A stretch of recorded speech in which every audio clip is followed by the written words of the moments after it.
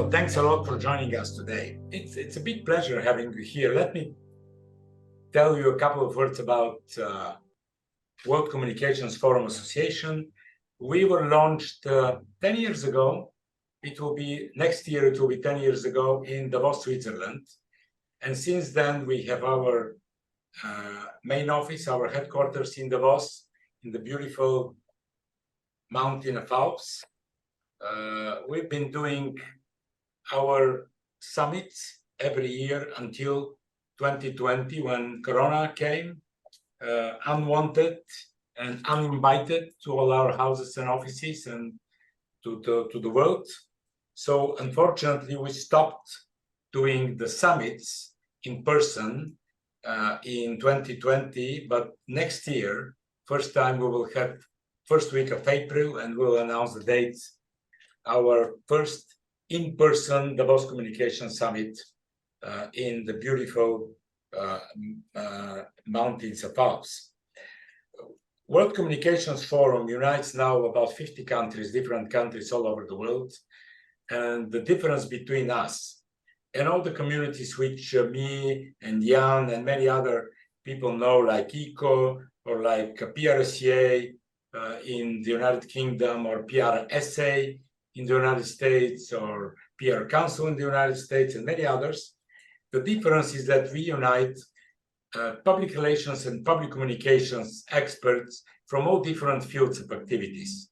Like we have PR agencies, we have some of our members are in the advertising business, majority of our members are in the marketing business, and of course, majority of them are doing public relations within their marketing companies. We have also governmental public relations offices joining us. We have in-house public relations departments and their directors. So it's a, let's say, open community for discussion and for networking and for bringing successful case studies on the table in a way that we improve our business and we improve the way we live. Because if we do our business not being happy with the development, or not being happy with the clients, or not being happy with what we do, then why we do this? So 2 years ago, in the World Communications Forum Association, we decided to launch a project called Masterclasses, or Davos Masterclasses, or PR Masterclasses, name it, whatever you want. But usually we invite prominent experts in the field of public communications to talk to us and to exchange opinion and experience how to improve our business. And I'm sure that majority of you are doing our job, including us at the M3 Communications Group in Sofia. We're doing our job. Very often, we don't know what impact this job has. How, okay, client is happy. We are happy, the client pays the fees. We pay the salaries, you know, and all the process is closed. But at the end of the day, the most important thing for us is to know how to measure our business. And comparing with 10, 15 years ago, when we didn't have social media as a tool of providing public relations business, we were doing our measurement through a very, I would say, unique and unacceptable ways the people were doing. Line, I don't have line here, but imagine my remote control is a line. So with a line, we were measuring the articles, you know, and then with ECO, we created Barcelona Principles with another group of our friends and colleagues from AMEC. So we decided that really the most important thing is to know what we do, not only because the client is happy, but also we should be happy and we should upgrade the way we do our business and the way we do it much more effective. So we call today's masterclass Mastering Value Metrics and Lasting Brand Success, because the value metrics or the metrics or the way we measure our business, at the end of the day, is the guarantee for our success.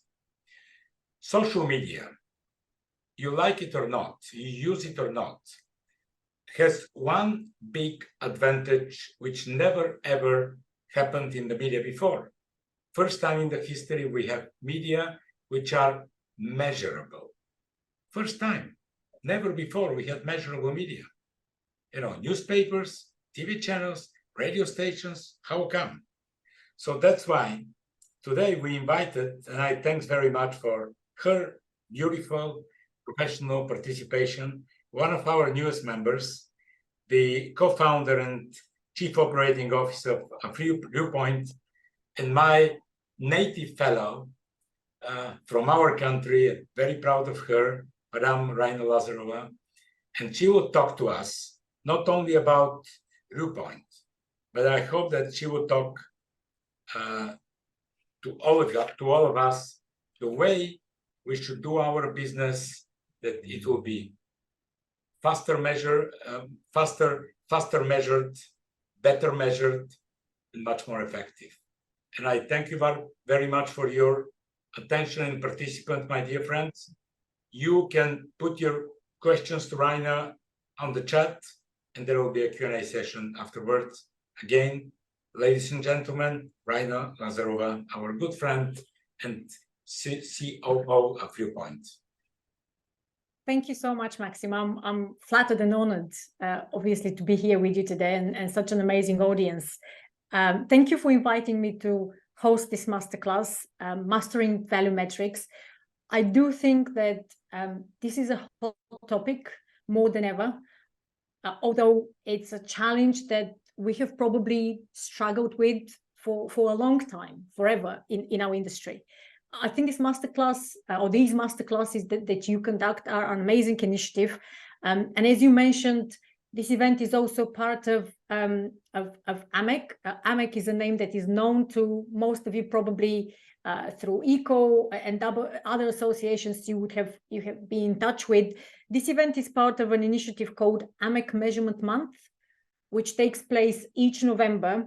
And AMEC is the Association of Measurement and Evaluation of Communication. So obviously something very close to what any other PR association does, but with a much more profiled focus on measuring PR. How do we measure and evaluate PR?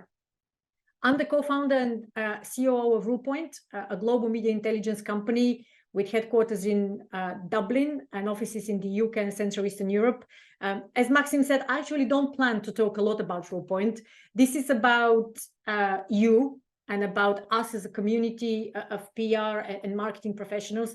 And I want to share with you some best practices from our experience, both as Ruepoint from our customers, but also as an AMEC member and an AMEC board director, which I am. So plenty of experience from a number of different organizations, both corporate and government and NGO.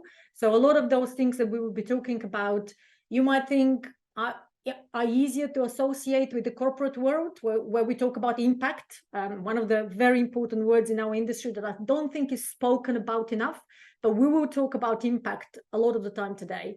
And a lot of people think, quite wrongly, I guess, that impact is measured in revenue and profit. That is true when it comes to the corporate world, but there are ways of measuring impact if you work in a non-government sector, in the government sector, in an NGO, in a charity. So all those principles we will talk about and the examples we will give will try and articulate how the principles we talk about, the methodologies, the best practices can be applied across a wide variety of different industries and different fields of life, I guess. Very briefly, I've been personally fascinated with this notion of proving the value of your work for a long, long time, before we even started Ruepoint. It is something that obviously relates to business when it comes to delivering value to our customers, or as PR and communications people delivering value to our organizations, but it also is valid for delivering value to the communities we're part of. to the charities and initiatives and causes we support or political parties we're involved in. So it's a fascinating topic that sometimes gets ignored. And working in the PR measurement and evaluation field has given me the opportunity to look at it from a data perspective and from the perspective of reaching that and measuring the achievement of that end objective, the end goal that we as organizations or individuals and teams have set for ourselves, or goals that have been set to us. And I guess we'll go back to that basic principle of setting objectives and measuring the result of achieving those objectives throughout this session. Very briefly, in terms of where we are with experience and what we've done in this industry so far, in our practice and work with customers, we often get asked questions about how to drive value through PR. And some of the common questions I've listed here on this slide that we get all the time. And they are questions like how to plan effectively and how to know that I'm actually delivering value to my organization, how to drive business growth, and how do you prove that you are driving business growth as opposed to sending out stuff? You know, this very famous phrase in the PR world, SOS, sending stuff out. That's not what our job is. And I guess focusing on that end goal and driving business growth and results is something that people keep on going back to, especially when you're challenged at the board meeting or in an other business environment. You need to be able to articulate how what you do as a PR and comms practitioner is aligned with the business, but also how it delivers business growth and delivers on those objectives, helps support the objectives of the organization. How to establish SMART objectives. Obviously, SMART is always top of the list when it comes to being articulate with setting objectives. How to get communications a seat at the table. Now, this is something that I personally feel very passionate about. There's plenty of research out there. I'm sure you've come across some of it. I'll quote one of the recent ones that I saw this last September. CIPR published the research showing that almost half of FTSE 100 boards and executive leadership teams lack a director of comms, a director of corporate affairs, or a similar dedicated person. And only 3 of the FTSE 100 companies have a dedicated comms expert on their board. So what does that tell us? Especially if you compare it with other key functions in the organization, such as HR, which get much broader representation at board level and senior executive level. It comes to show that we in PR have some more work to do to prove the value of what we do in order to deserve that seat at the table. And so how we demonstrate the value of PR in this current environment is really the focus of our session today. And we'll try and answer some of the key questions and illustrate with some key examples that we have come across in our practice in the past few years. Before we get into the detail, a quick reminder, I guess, to all of us about the purpose of communication. PR, remember, is about communicating what you believe is the right message to what you have identified as the right audience at the right time to achieve a certain set of objectives. And we need to continue going back to that definition when it comes to proving the value of our work, because it takes us to that point of demonstrating the impact of our work. And the way we demonstrate impact is by aligning that and relating that back to the organizational objectives, translated in communications objectives that we have been given or we've set ourselves. And it's interesting that although communications has always been about this simple, I guess, statement in terms of achieving it, it's actually not getting any easier. And I think our job is getting more and more difficult for a number of reasons. And I suggest we have a quick look at the context and the environment in which we do our work, because that environment isn't getting easier and it isn't getting simpler. It's quite the opposite. So let's have a look at some of the recent trends in comms that we are faced with, and we need to take into account when we think about our work every day and how we go about the challenges and the goals we've been given every day. So the first one, very obvious to everyone, it is getting harder and harder to reach our audiences. It's getting noisier out there, it's getting louder, the volume of data and content, and with social media especially, is becoming overwhelming. So what that results in is that it becomes even more difficult to get people's attention, to get the attention of what we define as our target audience. Something that isn't very helpful in that context is the fact that bots increasingly drive a big part of internet traffic. So although at the moment, about 5% of all accounts online are bots, more than 30% of the content that we are exposed to that is out there in the open internet is created by bots. And it is slightly worrying because there's been some recent research by Ruepoint who published a paper recently and said that as much as 90% of online content in the next 4 to 5 years will most likely be synthetically generated. And synthetically generated is defined as generated by generative AI or manipulated by generative AI. And that creates a big problem for us because we as communicators need to be able to sift through that noise to get through to that audience that we want to reach without losing the focus and without losing or diluting the message that we have to deliver to that audience. So challenging on many levels. The audiences are becoming also bigger, but also very siloed. So that makes it difficult when you need to approach more than one. And interestingly, it's something that is spoken about a lot. And I'm pleased that I see a lot of conversations in the industry, including at some recent events like ECO in Warsaw. The risk of mis and disinformation is also on the rise. And that becomes very prevalent when we think about all the important events that are taking place next year.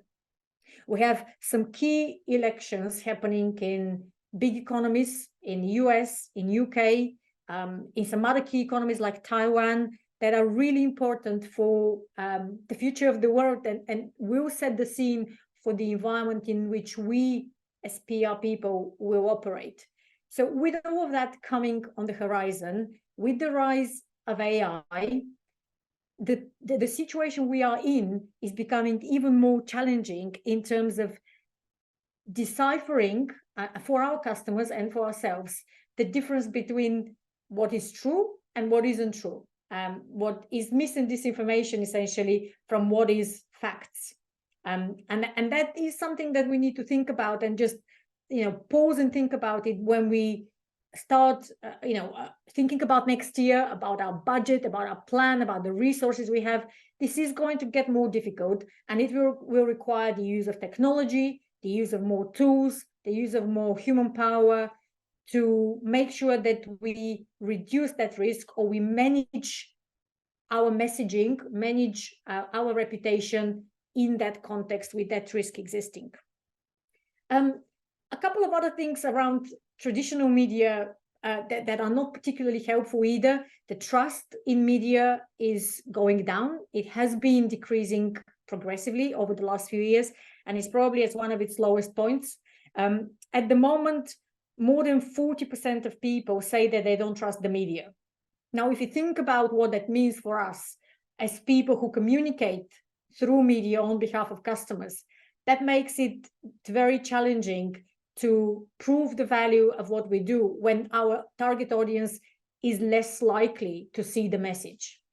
So making sure that we manage that and navigate that situation is an important part in the discussions. And I guess last but not least, more and more people avoid news. This is very obvious with young generations in particular. You've probably have friends, families, children. A lot of young people don't read the news. Their main source of news or accessing news is through social media, is through TikTok. And you need to ask yourself the question, well, these people, this generation, is becoming more and more part of my target audience, or the target audience of my customers. How do I actually reach out to them to make sure that my message is being heard? They're not going to read the Financial Times or the Times or the New York Times. They're clearly going elsewhere, and being able to navigate that balance is going to be one of the big challenges for us in the time to come. So communications is becoming more complicated. The formats and segmentation of our target audiences is becoming more complicated. I guess the important question is, how do we deal with that challenge? Because we will need to continue to deliver value, and we will need to continue to manage this environment as best we can. So a set of techniques and methodologies, I believe, are a good starting point. Maxim already mentioned the Barcelona principles. And I want to spend some time just taking you through some of those principles that will help, I guess, focus our attention on what are the important factors to consider or rules to follow when you think about measuring PR, when you think about reporting on progress and reporting on return on investment, or whatever the objectives you've been set up. So Barcelona principles are in their third iteration, 3.0. They were first established 13 years ago. And there are a set of principles that present an industry-wide consensus on how to measure PR and evaluation. They apply to a diverse set of industries, from corporates through to government organizations, NGOs, through to charities. Anyone that has a communications team or a communications effort going on can apply those principles. They don't differentiate or discriminate in terms of industry or sphere. They are 7 in number, so 7 Barcelona principles.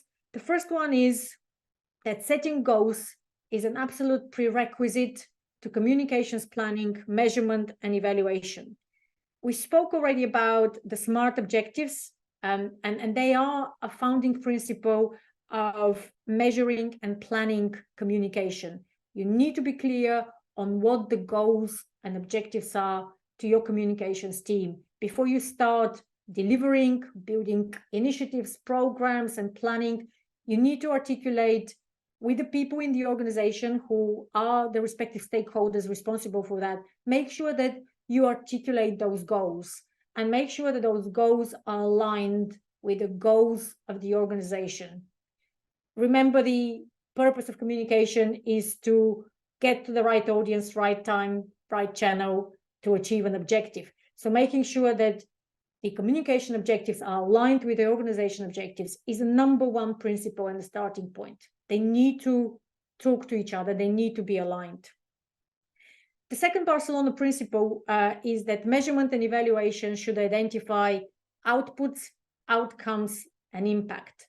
We will talk about these 3 terms many times during the session today. They are an essential part of understanding the difference between what you do and how that transpires in the media, and what actually the impact of your role is and the impact on the organization. So very simply, outputs are what we as practitioners do.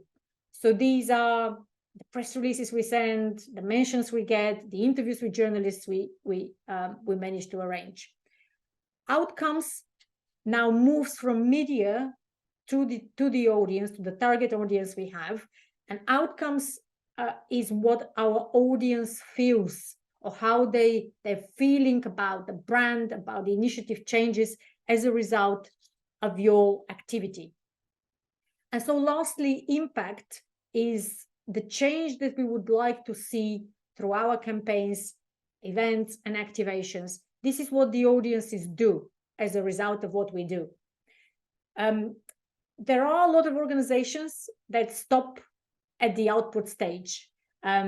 You will see probably out there some examples of measurement, PR measurement reports that talk about media mentions, about AVEs, about media reach. And they say, because we reach that many people, supposedly based on the mentions that we have, we've achieved our objectives. remember, outputs occur in the media. So there's no way that outputs will ever give you an answer to the question, have you achieved your objective? This is what occurs in the media. And the way we need to measure it by measuring what occurs in the audience, which is the reason why we need to take this further through to outcomes and measuring impact. The third Barcelona principle is that outcomes and impact should be identified for stakeholders, society, and the organization. And it really addresses the fact that these principles refer to and apply to organizations from any sector and field of life. It doesn't need to be a corporate, it can be a government organization or an NGO. There are the same principles that apply to most organizations out there, and any organization which has communication roles and communication objectives. The other principle is that communication measurement and evaluation should include both qualitative and quantitative analysis. Again, in more rudimentary, in more nascent measurement practices, you will see people counting numbers, which is more the quantitative side of the analysis. But it, again, stops at the output level. And this is the reason why quantitative analysis is not enough when it comes to evaluating the effectiveness of PR. You need to go into the data through a qualitative approach, read the data, analyze it, look at things like messages, topics, stakeholders, depending on how you articulate your objectives, and analyze through a combination of technology and tools and human effort, analyze qualitatively the outcome and the impact of your work. So quantitative, just a dashboard with some numbers automatically generated, is usually a starting point, but it's not a good starting point, and it shouldn't be the end. The next objective, or the next principle, I should say, is one that many of you would have probably heard. If not, then I think you should count yourselves lucky. Advertising value equivalence. Similar to what Maxim said, from the world of scissors and glue, where we were measuring the length of an article, multiplying by the advertising rate in the newspaper, and giving you a monetary value of potentially what your earned media coverage is worth.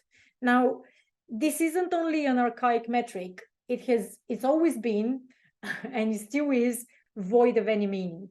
Earned media, editorial content is not advertising content. So you can't evaluate it by proxy and using advertising value or advertising rates in media. This becomes even more, I guess, irrelevant as it is in print. It becomes even more kind of hypothetical when we talk about digital media and we talk about social media, because the way advertising the advertising pricing is built in digital and social is very different. It's very based on audience segmentation. It's very individual. There's no way you can come up with a number that makes any sense whatsoever. And I think the point of this principle is to say, look, evaluation of PR should employ a richer, more nuanced way of looking at communications. There isn't a number, one single number that encapsulates the complexity of what you do. And if someone's trying to convince you otherwise, this is definitely one that is worth fighting for. A euro equivalent or a dollar equivalent of your work is not the right way of looking at it, because it's complex, it involves many stakeholders, many different channels, and it requires much more thought and nuance in order to articulate the benefits of it. Holistic communication, very relevant approach. And when we talk about holistic, what comes to mind, of course, is the so-called PESO model. So the PESO model looks at measurement of PR in all different channels, online and offline. And what the principle says is, look, it's not enough to look at your earned media. It's not enough to look at your social media. It needs to be holistic. And the channels that are a must to evaluate are paid, earned, shared, i.e. social, and owned, which are your own channels, your website, your social media channels. And you need to look and analyze the data that you get back as a result of your activities holistically in order to be able to provide a full picture and a 360-degree view that you deserve, that you've created all these results. You need to be able to have the energy to look at them, analyze them, get the right data, put it in a tool, in a reporting format that suits you, and start looking at them holistically. One or the other on their own is not the answer, because your work is more complex than that. And lastly, whenever you do communication measurement, it needs to be done with integrity and transparency. You need to take into account privacy restrictions and privacy rules, such as GDPR. Don't forget, whilst you start building your measurement program, you start inputting a lot of data that is owned by your organization. Make sure you respect and honor any privacy if you are using company sensitive information, if you are a public company, if you're using employee sensitive information. All of these needs to be taken into account. And specifically, if you are a global organization, be aware of the differences of things like privacy across your markets, because they're different. US is different from the UK. UK is now different from the rest of Europe. So make sure that when you build a global measurement framework, you take into account all these variances. And that makes it complicated or complex, but it's very possible. And it's been done, and I'm sure everyone can do it. So moving into more of the structured, holistic approach of, okay, these are the Barcelona principles. They are our guiding lights. But what is do we have a framework? Do we have a model that we can follow when we start a measurement journey? And the answer is yes. There is a structure that is widely used in the industry, has been around for a long time, and has seen a lot of iterations. And it's interesting to look at that. I'll show you that structure, but before we do, again, just as a reminder, think about the objectives at the start. Before you start looking at this framework, which we will talk about, which is called the Integrated Evaluation Framework, you need to think about the objectives, and you need to enter that process with all the data that you need. So it might require preparation, it might require going back to some basic principles and doing more research in order to be able to give it its best chance. So the structure looks at these 6 basic, terms, and we'll put them into perspective into a more kind of PR relevant environment in a second. But what we're talking about is the different stages of a measurement journey. So first of all, we need to think about our inputs. So this is the preparation. This is our plan. This is where our strategic objectives need to be articulated. We need to be able to explain and define our target audience, and we need to align our communications objectives with those of the organization. So think about the quality of the input, as always, will define the quality of the outcome. So make sure that you put in some quality work in articulating those inputs that are required. The activity is the implementation phase. So that's where you go out and do your work on a daily basis. These are all the PR activities, the campaigns, the initiatives you conduct with the view to achieving your results. This can be very different. It can be campaign-based. It can be longer term, anything that you do to achieve your objectives. The outputs, being the next phase, is the measure of your activity. So whilst activity occurs in the PR team, in our organization, the output occurs in the media. So everything that you've done as PR activity will have, hopefully, some sort of output in the media.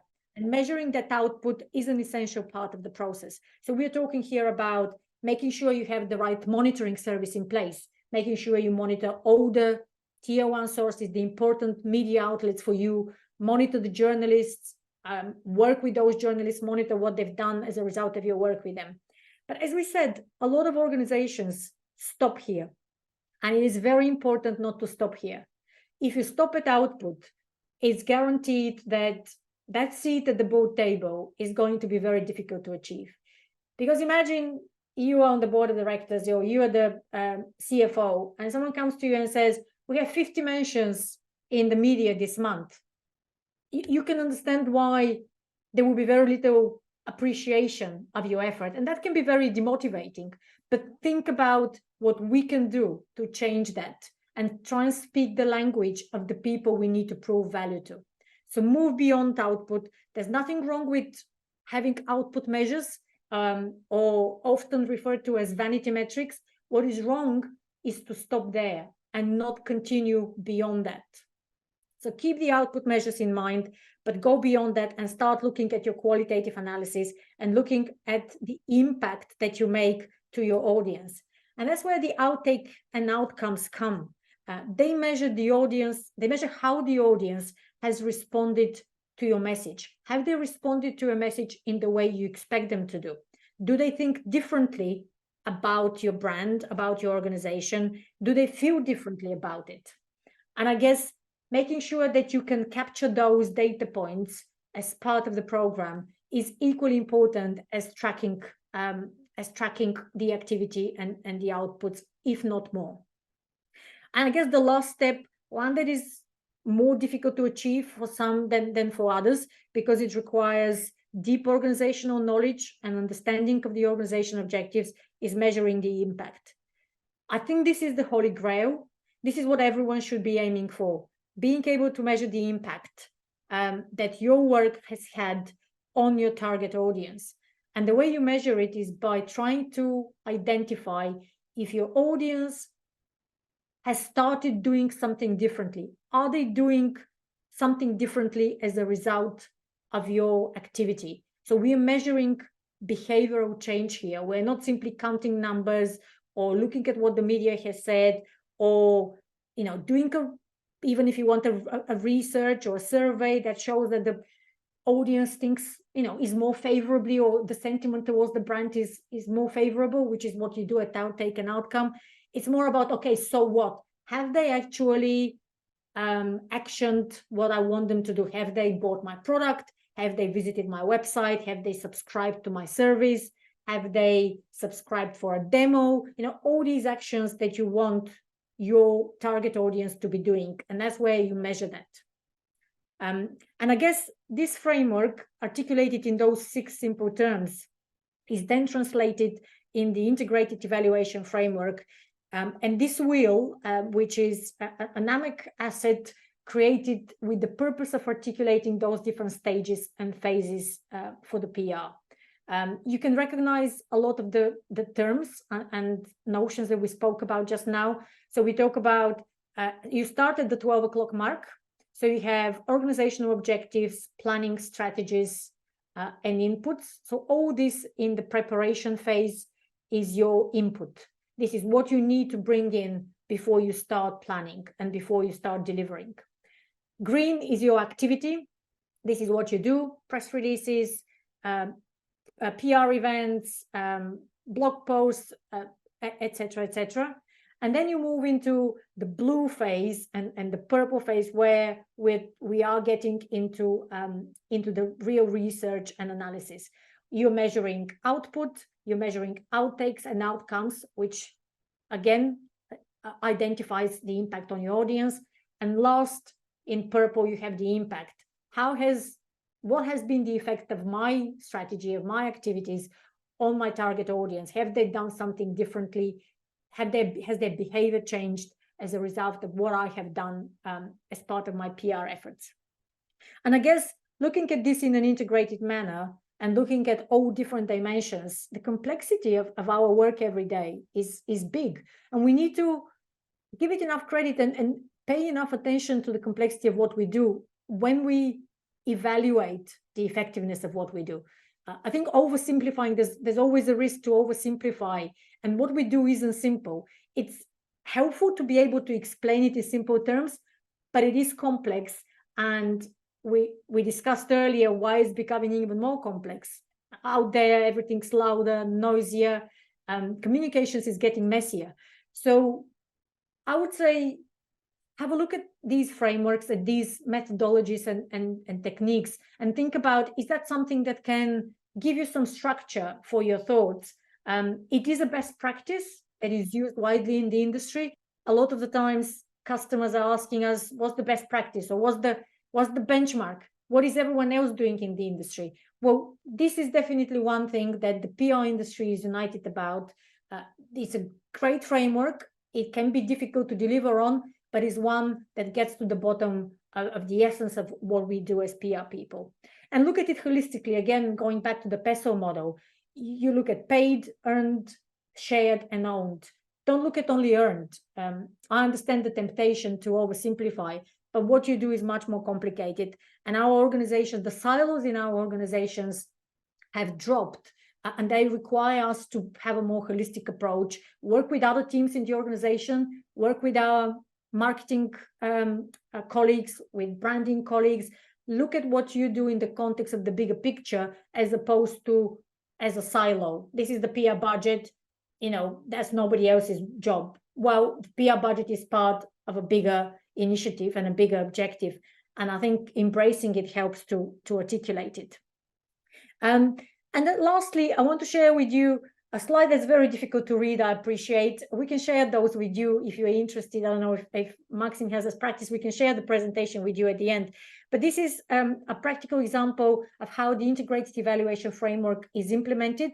It's courtesy of Professor Jim McNamara from the School of Communication at the University of Technology, Sydney, who showed this framework or this example at the latest AMEC summit in Miami in May. And it gives you a good illustration with some good examples from both corporate and non-corporate world of what each of these stages of the integrated evaluation framework look like. It gives you examples of inputs and activities, as well as that they occur in the organization. Outputs, your media publicity, website counts, publication readership occur in the media. But again, everything in the blue section is media-centric. And I guess the message here today, there's one thing that you're left with after this today, is what you do shouldn't be media-centric. What your job is to influence an audience, and everything you do should be audience-centric.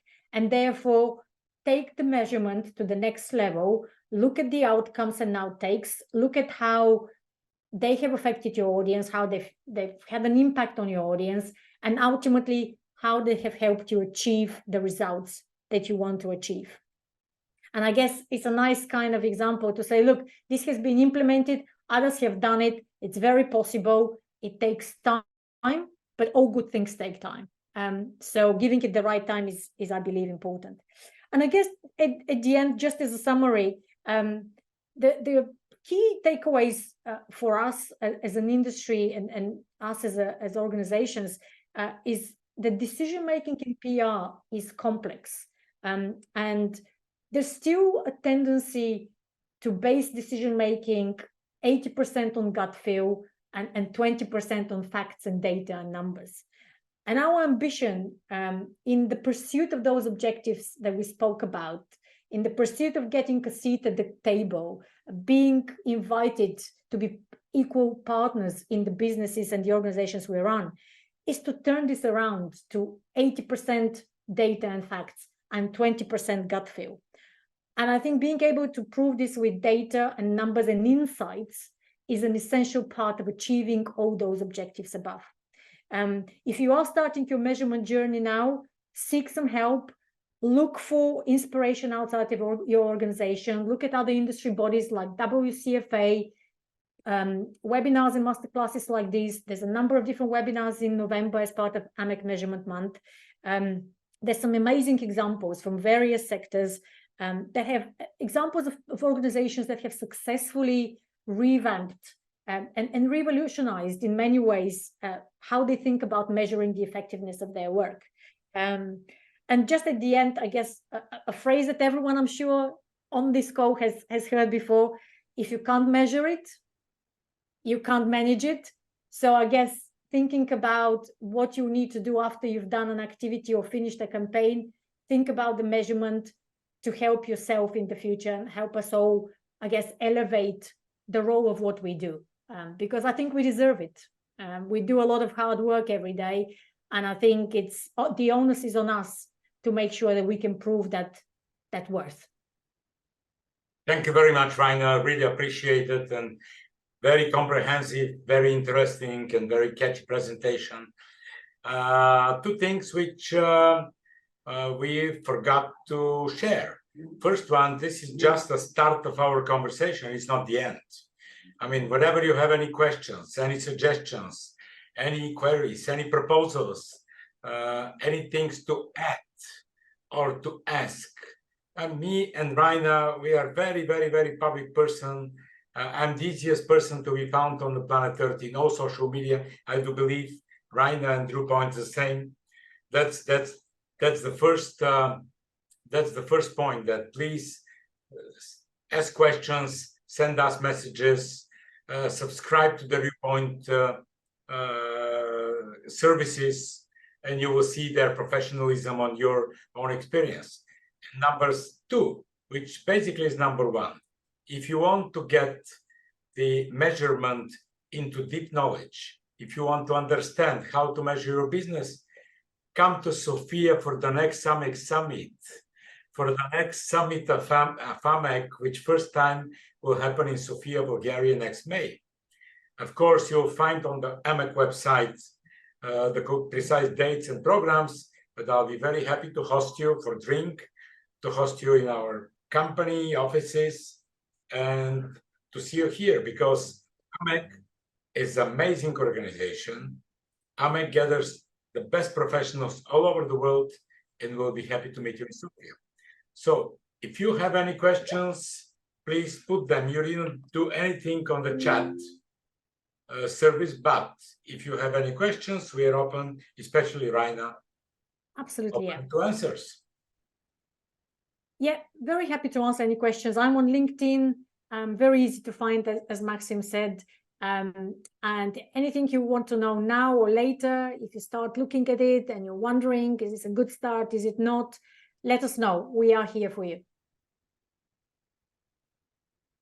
So, Raina, thank you very much. Thank you, Ruepoint, for a good partnership with WCFA. The one who are not yet members of the World Communications Forum Association, they should do this later tomorrow, if today is late in their countries.